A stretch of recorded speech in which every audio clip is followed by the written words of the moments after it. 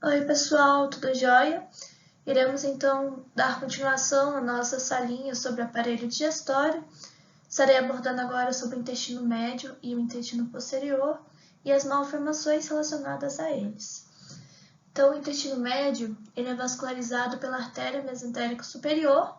Ele vai do broto hepático até a metade direita do cólon transverso, ou para outros atores, até 2/3 direita do cólon transverso. Nós iremos abordar, então, as malformações escritas ali no slide e o desenvolvimento embriológico do intestino médio. Então, vamos começar. Conforme o intestino médio ele vai se alongando, nós temos a formação de uma alça intestinal ventral em U. Então, essa alça vai formar um U, como a gente consegue ver ali na imagem. E essa alça do intestino médio ela vai se subdividir em porções. Então, nós temos a porção cranial e a porção caudal. A porção cranial vai formar, então, as alças do intestino delgado.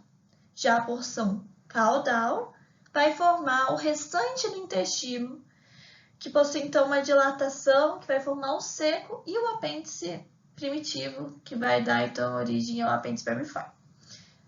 Então, vamos lembrar essa parte que é importante, que é o intestino vai formar só alça em U e vai se subdividir nessas regiões. Então, durante o desenvolvimento do intestino médio, nós temos aquele evento que já discutimos, a onfalocele fisiológica. Então, a onfalocele fisiológica vai ocorrer lá pela 7ª à 12ª semana do desenvolvimento. E por falta de espaço, devido ao volume do fígado, que vai estar lá com a sua função de hematopoiese, as alças intestinais elas vão para fora da cavidade abdominal, claro, recobertas pelo cordão umbilical. Quando dentro do cordão umbilical, essas alças intestinais vão girar em torno da artéria mesentérica superior. Elas vão sofrer uma rotação de 90 graus no sentido anti-horário. Essa informação é muito importante, então grave. Dentro do cordão umbilical, durante a onfalocele fisiológica, as alças intestinais vão rotacionar no sentido anti-horário em torno da artéria mesentérica superior. Ao retornar, que como a gente viu, é fisiológico as alças irem para fora e depois retornar para a cavidade abdominal, ao retornar, essas alças intestinais vão girar mais 190 graus, também no sentido anti-horário, 180 graus. Então, elas retornam, giram 180 graus, no sentido anti-horário, de modo que, caso haja uma má rotação intestinal, essa má rotação estará associada a outras patologias, a malformações. Para que vocês possam compreender melhor a questão da rotação da alça, trouxe essa sequência de imagens. Observem, então, a porção cranial, representada pelo círculo amarelo, a artéria mesentérica superior, representada pelo círculo vermelho, e a porção caudal, representada pelo círculo cor-de-rosa.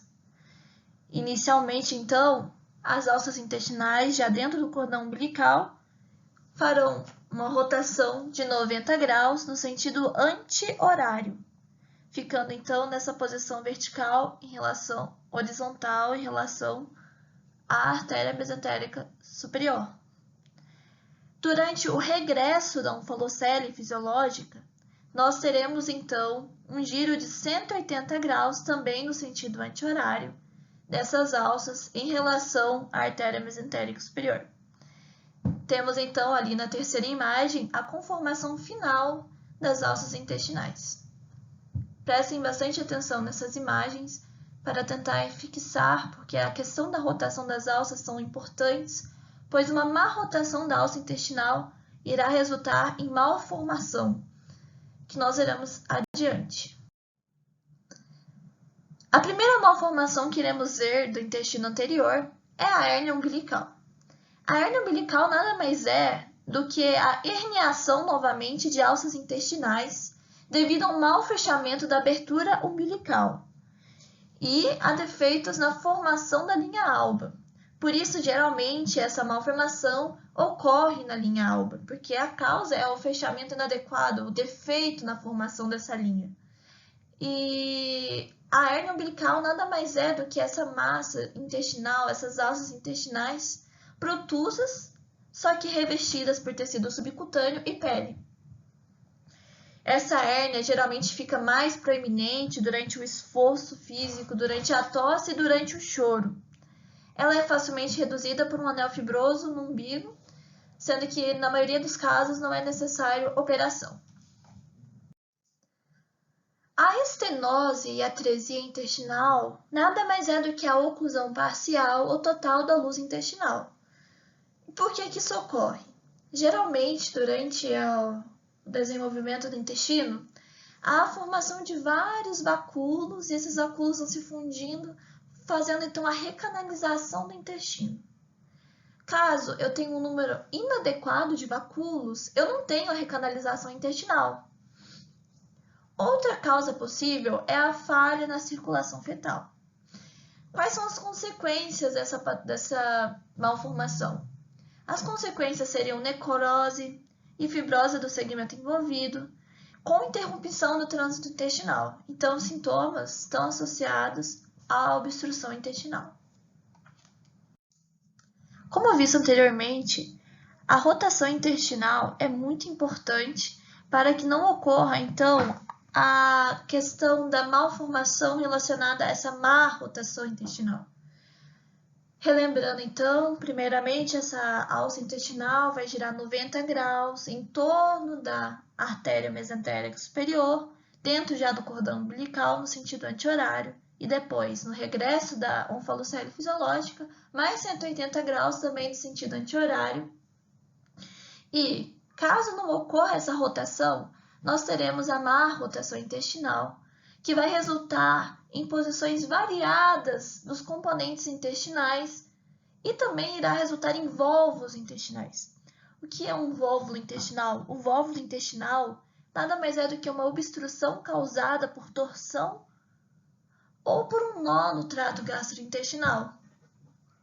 Essa situação pode ser agravada quando ocorre uma obstrução da artéria mesentérica superior, podendo gerar necrose e piora do quadro do paciente.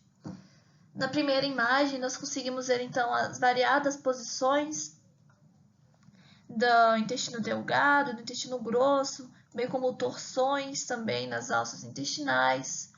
Nós conseguimos ver também na imagem do vóvulo intestinal essa torção melhor aqui, a gente consegue verificar melhor o que é essa torção, que é esse vóvulo intestinal. E nessa radiografia, o que nós vemos é um vóvulo intestinal representado por essa grande massa aqui. E os sintomas dessa má rotação intestinal são os mesmos sintomas de uma obstrução intestinal. Beleza?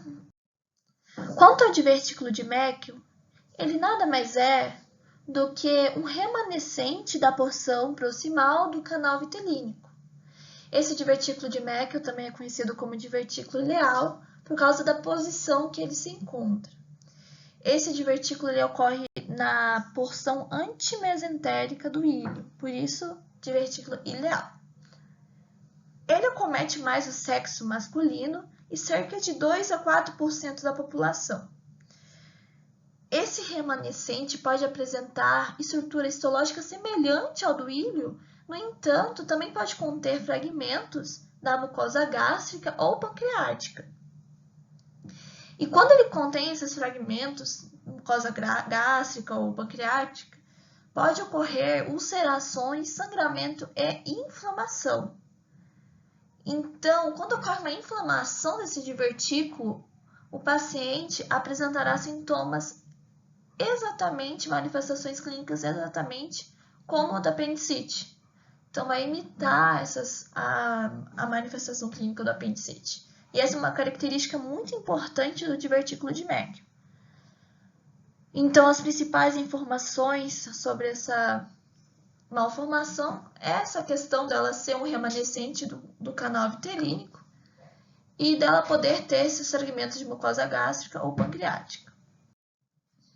Ainda sobre o divertículo de Meckel, Este pode se apresentar-se de várias formas. O professor gosta bastante desse slide, dessas formas de apresentação de divertículo de Meckel. Esse divertículo de Meckel ele pode se apresentar por meio de uma fístula umbilico-intestinal. E essa fístula, quando ocorre essa fístula, a gente tem um canal, então um canal vitelínico inteiramente aberto. E nesse caso, vai haver então fuga, uma extrusão do fluido intestinal para o umbigo. Então, se o bebê tem um fluido no umbigo com aspecto de fezes, pode ser decorrente então dessa fístula umbilico-intestinal. É basicamente fezes pelo umbigo. Temos também a apresentação por meio de um seio umbilical, que seria a abertura do canal vitelino na região do umbigo, mas não em forma de fístula, né? Teremos também a corda fibrosa com cisto intermediário. Nessa corda fibrosa, a gente tem a fibrose, então não tem uma abertura desse canal vitelínico no umbigo. E temos a presença apenas da corda fibrosa, que seria mesmo a fibrose do canal vitelino. O canal vitelino já fibrosado.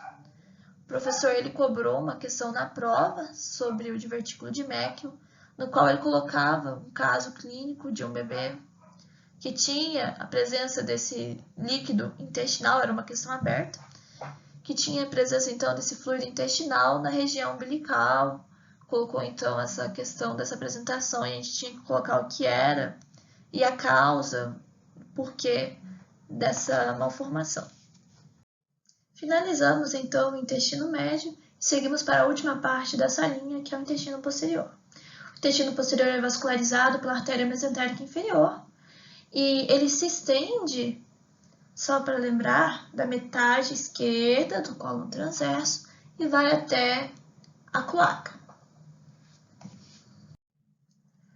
A porção terminal do intestino posterior é denominada cloaca. Essa cloaca ela é recoberta por endodermo e ela tem contato com o ectoderma superficial da membrana cloacal. E essa cloaca ela vai sofrer uma septação por meio do septo uroretal, que nada mais é do que uma projeção de mesênquima entre o intestino posterior e o alantoide. Quando ocorre essa septação da cloaca, nós temos a formação da porção ventral e da porção dorsal. A porção ventral ou anterior vai dar origem ao seio urogenital. Já a porção dorsal vai dar origem ao reto e ao canal anal. O local de encontro do septo uroretral e da membrana cloacal vai formar o períneo. Então, nós vimos que a cloaca ela tem contato com essa membrana cloacal e que essa cloaca vai ser septada pelo septo uroretal. Então, quando o septo uroretal se encontra com a membrana cloacal, eu tenho a formação do períneo. Além do mais, a membrana cloacal ela também vai se subdividir na 7ª semana em membrana anal e membrana urogenital. É facinho lembrar essa questão da porção ventral e da porção dorsal, porque é uma questão anatômica mesmo, sendo que a porção genital ela está anterior à porção anal, ao canal anal e ao reto. Para explicar melhor o que foi dito anteriormente, eu trouxe essa imagem. Nós temos aqui, então, a cloaca, que é a porção final do intestino posterior. Temos aqui também o septo uroretal em azul, onde eu estou colocando de azul, que nada mais é do que a projeção, então, do mesênquima entre o alantoide e o intestino posterior. E essa cloaca, ela vai ser, então, septada por esse septo uroretal. E quando ocorre essa septação, a gente vai ter um encontro do septo uroretal com a membrana cloacal. A gente viu que no finalzinho da cloaca tem a presença da membrana cloacal. Ó, aqui nós temos a presença da membrana cloacal. Quando, então, esse septo ureterral se encontra com essa membrana cloacal, haverá a formação do quê? Do corpo perineal ou períneo. Então, a gente forma o períneo. Além do mais, depois da septação, nós teremos a formação da porção ventral e da porção dorsal, sendo que a porção ventral ela vai dar origem ao seio urogenital primitivo, que vai dar origem após a questão genital mesmo, e a porção dorsal, que nada mais é que o reto e o canal anal. Então, aqui nós teríamos então a porção dorsal. A outra coisa que é importante a gente abordar é a questão da divisão da membrana cloacal. Essa membrana cloacal, então, ela vai se subdividir, lembrando, em membrana anal e membrana urogenital. Beleza? Então, só para fixar um pouquinho mais. O canal anal apresenta duas origens embriológicas. Os seus 2/3 superiores derivam do intestino posterior. Já o terço inferior, ele vai derivar do proctodeu. A linha pectinada indica a fusão dessas porções, sendo que ainda há uma mudança do epitélio de colunar simples para estratificado pavimentoso. Já a linha branca, ela vai indicar o local primitivo da membrana anal, que se deriva lá da membrana cloacal. Então, é importante lembrar a questão dessas linhas, o que elas representam, que são questões também que o professor gosta bastante de destacar durante as aulas e que pode cair em prova. Então, lembrar também essa questão dessas duas origens, que o ânus, então, o canal anal, ele apresenta duas origens. Ok? Se durante o desenvolvimento do aparelho digestório eu não tenho a migração das células da crista neural, como nós vimos anteriormente, que as células da crista neural também participam, também dão origem ao aparelho digestório. Se eu não tenho essa migração dessas células, eu não vou ter a formação dos plexos de Auerbach e dos plexos de Meissner, sendo que esses plexos apresentam grande relevância no peristaltismo e a ausência dos plexos vai fazer com que haja ausência de peristaltismo. Então, se eu não tenho o peristaltismo em determinada região do cólon, o que vai acontecer é uma dilatação do segmento imediatamente anterior a essa região que não tem os plexos, essa região onde não há as células da crista neural. O tratamento seria a remoção cirúrgica do segmento anormal. Essa malformação é muito relevante, também caiu em prova, onde o professor perguntava o local que deveria ser realizada a biópsia. Vou explicar melhor no próximo slide.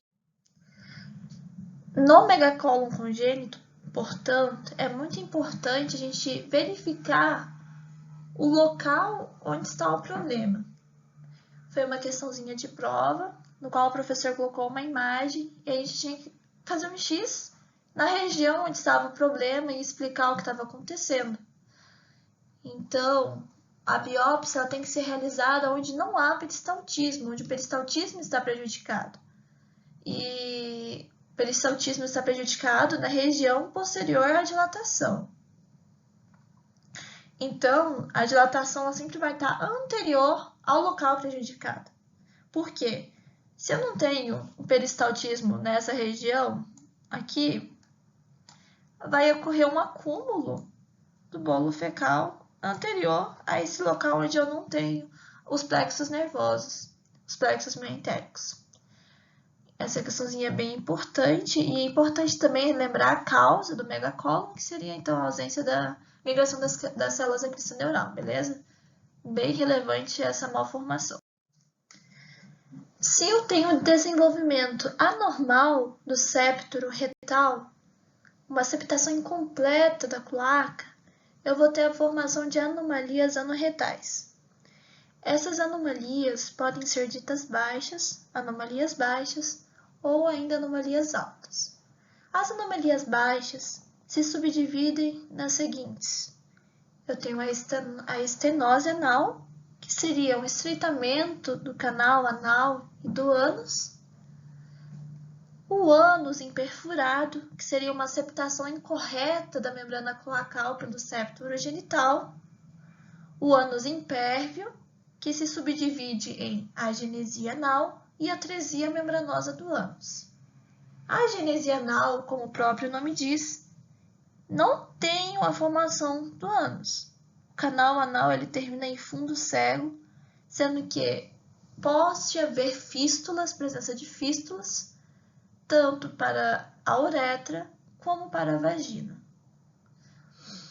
A atresia membranosa do ânus seria a falta de perfuração da membrana anal na oitava semana.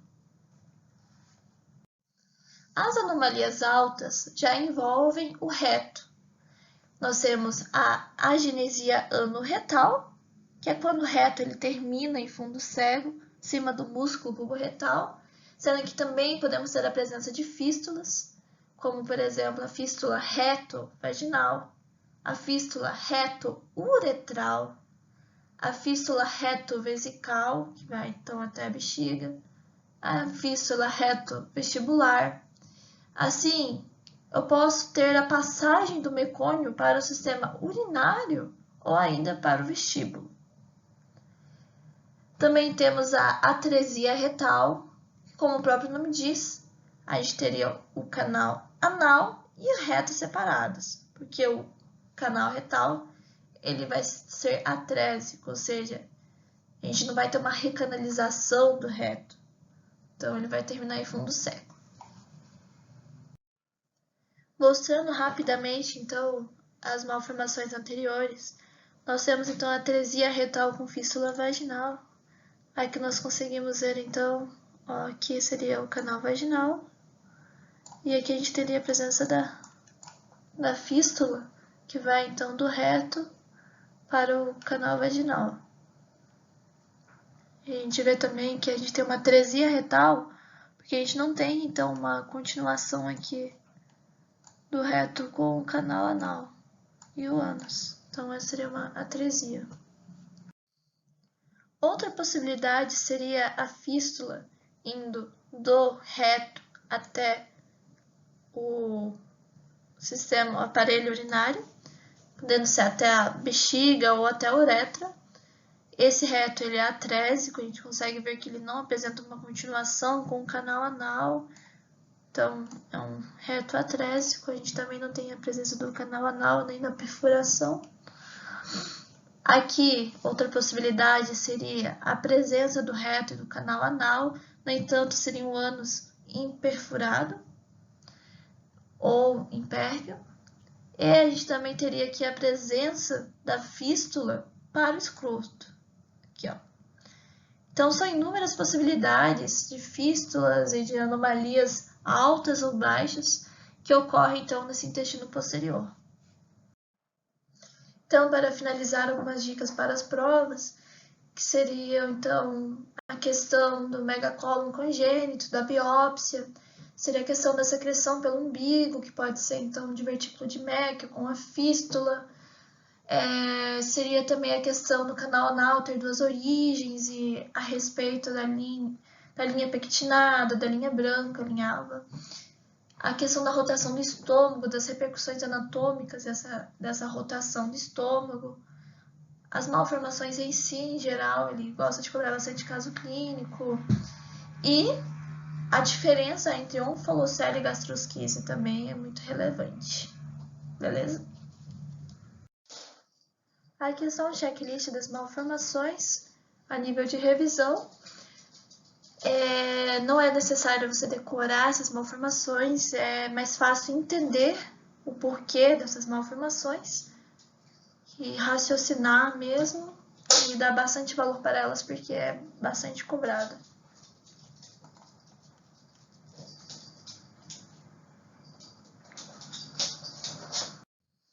Então é isso, pessoal. Finalizamos então nossa salinha sobre o aparelho digestório.